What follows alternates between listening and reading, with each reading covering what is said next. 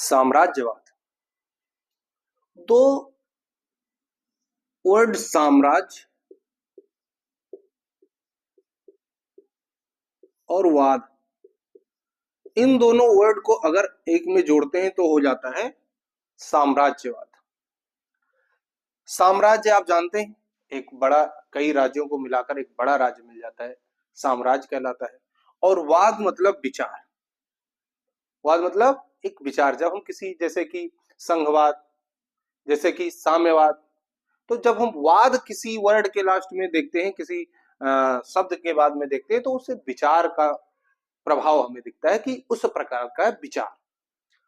तो जब एक बड़ी कंट्री, जब एक बड़ा देश अपनी राजनीतिक शक्तियों के द्वारा, अपनी आर्थिक शक्तियों के द्वारा दूसरे देशों पर अपने प्रभुत्व को स्थापित कर लेता है, यानी दूसरे देशों को जीत लेता है। दूसरे तरीके से कहें कि जब एक बड़ा देश अपनी सीमाओं का विकास करता है, सीमाओं को बढ़ाने का प्रयास करता है, तो जब वो अपने सीमाओं को बढ़ाने का प्रयास करेगा तो आसपास की जो सीमाएं होंगी उसको अपने अंदर लाने का प्रयास करेगा, यानी उन सीमाओं के आगे बढ़ने का प्रयास करेगा। वो चाहे आर्थिक तरीका हो, चाहे राजनैतिक तरीका हो, चाहे कल्चरल तरीका हो, किसी भी तरीके से वो अपनी सीमा से बाहर जाकर दूसरे देशों पर प्रभुत्व स्थापित करने का प्रयास करता है। तो ऐसी मानसिकता को, ऐसी सोच को साम्राज्यवाद कहते हैं। ठीक है, यानी ऐसा दृष्टिकोण जो दूसरे देशों पर प्रभुत्व स्थापित करने का प्रयास करता हो या प्रभुत्व स्थापित करता हो, उसको क्या कहेंगे? साम्राज्यवाद कहेंगे। कोई भी देश जो साम्राज्यवादी होता है, जो साम्राज्य स्थापित करता है दूसरे देशों पर, वहां के संसाधनों पर, जो नेचुरल रिसोर्सेज हैं और वहां के ह्यूमन रिसोर्सेज, जो मानव संसाधन है, इन सारी चीजों पर क्या करता है? नियंत्रण कर लेता है।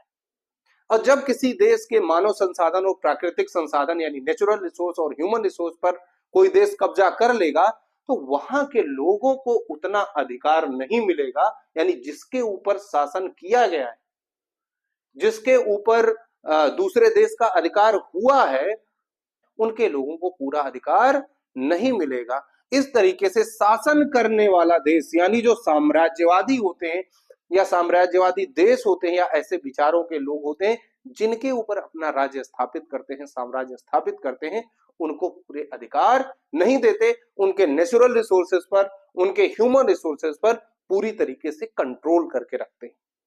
अगर इसके वैज्ञानिक परिभाषा की बात करें या वैज्ञानिक तरीके की बात करें, तो नाम आता है लेनिन का। किसका? लेनिन का नाम आता है। लेनिन ने 1916 में एक बुक लिखी थी, साम्राज्यवाद,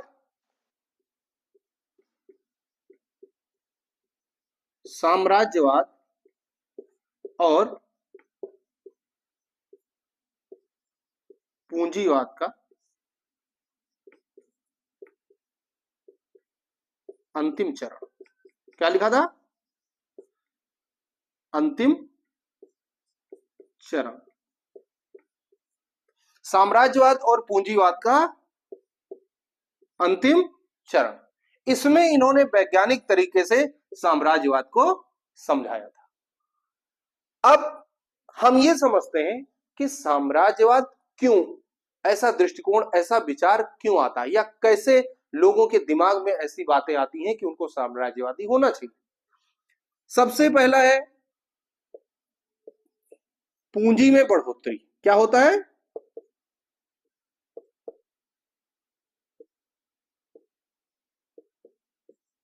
बढ़ोतरी।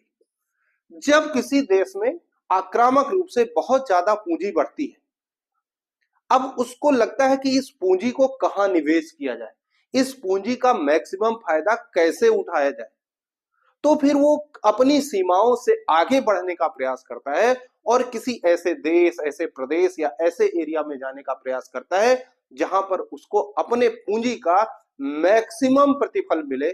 इसलिए कोई भी देश साम्राज्यवादी हो जाता है। तो पहला कारण क्या हो गया? पूंजी में बढ़ोतरी। जब किसी देश के पूंजी में बढ़ोतरी होती है। दूसरा कारण अगर हम देखें तो दूसरा कारण होता है बाजारों की कमी। क्या हो तो सकता है? बाजारों की कमी। यानी जब कोई देश जिसके पास बहुत ज्यादा पूंजी हो जाती है और अपने रिसोर्सेस का मैक्सिमम उपयोग करके वो बहुत ज्यादा चीजों का उत्पादन करने लगता है, तो चीजें कहां बेचे?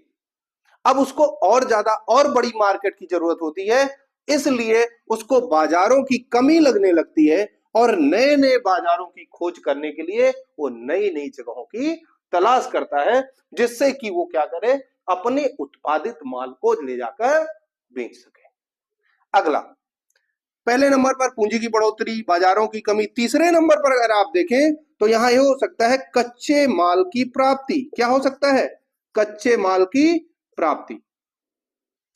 अब कोई देश जिसके पास बहुत ज्यादा पूंजी थी, बाजार उसने ढूंढ लिए, अब उसको और उत्पादन करना है, और ज्यादा औद्योगिक स्तर पर उत्पादन करना है, तो उत्पादन करने के लिए उसको क्या चाहिए? कच्चा माल। कच्चा माल प्राइमरी सेक्टर से आता है, ध्यान रखिएगा, ज्यादातर कच्चा माल के सेक्टर से आएगा, प्राइमरी सेक्टर से। और प्राइमरी सेक्टर को जो आधुनिकतावादी हैं, जो आधुनिक लोग हैं, जिनके पास पैसा बहुत है, वो प्राइमरी सेक्टर में बहुत कम ही जाते हैं, ज्यादातर सर्विसेज में। तो उनको कच्चे माल की जरूरत होती है, और कच्चा माल थोड़ा सा कम विकसित पिछड़े हुए देशों से बहुत आसानी से मिल सकता है, इसलिए वो दूसरे कमजोर देशों पर प्रभुत्व बनाने की कोशिश करते हैं। ठीक है। चौथे नंबर की बात करें, अगर हम चौथा पॉइंट देखें कि साम्राज्यवाद के लिए चौथा पॉइंट क्या हो सकता है, तो चौथे पॉइंट की बात करते हैं टेक्नोलॉजी का प्रसार। अगर कोई देश, उसके पास बहुत ज्यादा अच्छी टेक्नोलॉजी है, तो उस टेक्नोलॉजी के कारण वो क्या कर सकता है? साम्राज्यवादी हो सकता है, दूसरे देशों के ऊपर प्रभाव जमाने का प्रयास कर सकता है। तो इस प्रकार से चौथा पॉइंट भी आपका हो सकता है टेक्नोलॉजी, यानी कि तकनीकी का विकास। अगर किसी देश के पास बहुत ज्यादा टेक्नोलॉजी है, तकनीकी है, तो क्या कर सकता है? दूसरे देशों पर अपना प्रभाव जमाने का प्रयास कर सकता है। अब आप एक एग्जांपल लीजिए कि जैसे 19वीं सेंचुरी में ब्रिटेन में जब लोगों के पास पूंजी ज्यादा हुई, तो उन्होंने नए नए रास्तों की खोज करनी शुरू की, और जब नए नए रास्ते मिले जहां पर वो बचे, व्यापार के द्वारा उन्होंने वहां पर राजनीतिक रूप से भी, आर्थिक रूप से भी क्या किया? प्रभाव जमा लिया। और इस तरीके से उनका एक सफर शुरू हुआ जो कि साम्राज्यवाद की तरफ जाता था। उसी समय की बात करो तो बाजारों की कमी हो गई थी, क्योंकि इंडस्ट्रियल रेवोल्यूशन यानी औद्योगिक क्रांति की वजह से उनके पास प्रोडक्शन बहुत ज्यादा हो रहा था। उस प्रोडक्शन को अब वो कहां बेचते? उनको किसी ऐसे मार्केट की जरूरत थी जो उनके उत्पादित चीजों को खरीद सके।